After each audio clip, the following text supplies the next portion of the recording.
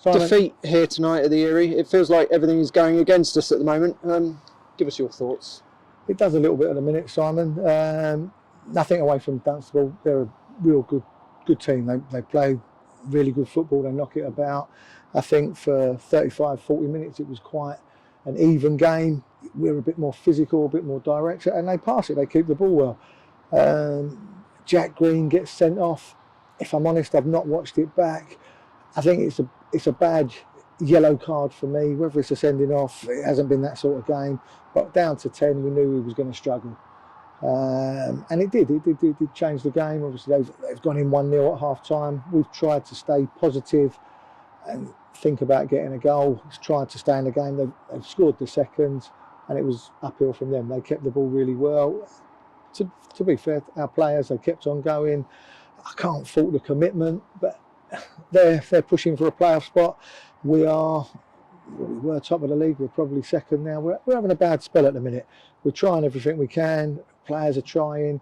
It's not coming off for us today. But today we've been beaten by a good side. And yet again, realistically, 11 against 11. I personally think it would have been a 1-1 draw or something like that.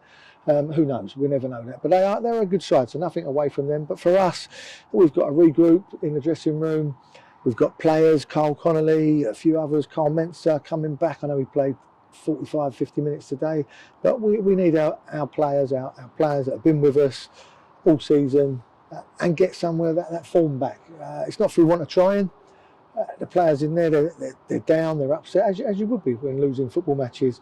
But we're trained Thursday. We've got 16, 17 players that want to play for Bedford Town.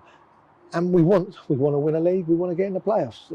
We want to win games of football. At the minute, this is our blip. This is a real big blip. Lee, myself, and Sam, Kevin Marsh, we're doing all we can to turn it round. And I do believe we will win football matches.